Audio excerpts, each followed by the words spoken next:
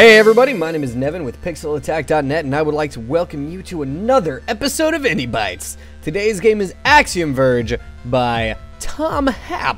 And let's get started.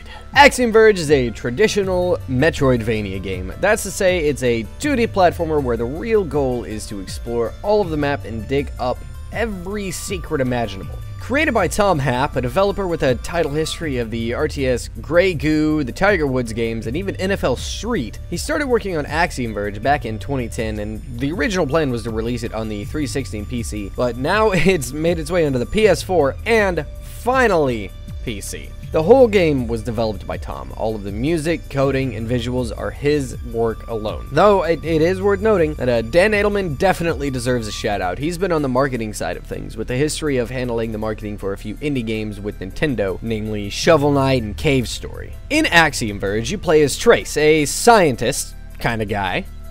He's a scientist. He's a scientist. You join his story when he's in the middle of doing some kind of sciencey thing. Then bad science stuff happens, and the experiment goes wrong. Oh no! You wake up in an alien world with no idea what the hell's going on. You're surrounded by this weird, uncannily still environment, and a woman's voice is telling you to get the gun. So you do. And then you get sucked into a sci-fi adventure for the ages. It's worth noting that I haven't yet actually finished Axiom Verge, but already the story has left some pretty major impressions. It seems to be a very, who am I? What does it mean to be me? Am I doing the right thing? I get all this from a few things, namely the fact that when you die and respawn for the first time, you're very confused about what happened, and this mysterious voice says that she's saved your mind machines, and Trace bluntly asks himself, am I still me? Later on, when you learn about the main villain and the war going on between the planet you're on and something called the Breach, you're essentially called the Chosen One and thrust into the role of saving the universe or something. The whole setup really leans towards I don't have the full story and am I on the right side? Those kinds of tropes are really embedded in the narrative so far. I'm really looking forward to seeing how it evolves as I near the end of Axiom Verge. Axiom Verge makes it clear that it really wants you to explore every single nook and cranny of Sudra, the planet that you found yourself on. The level design is filled with paths that loop back on themselves, or single paths with branches that come to dead ends and usually have power-ups or surprises or secrets at the end. This gets you to explore without fear of losing track of where you are because they essentially funnel you in the right direction.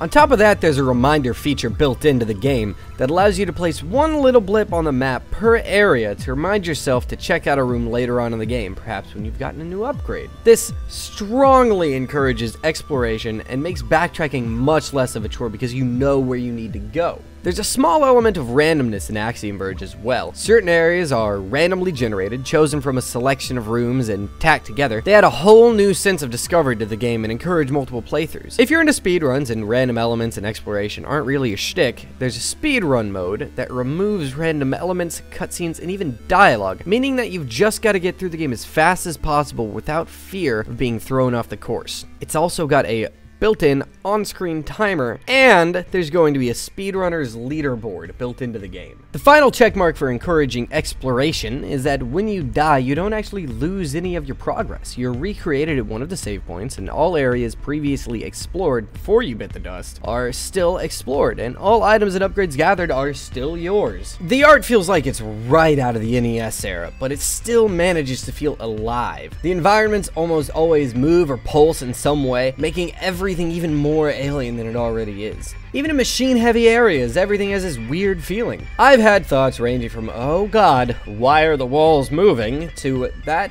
is a computer fan.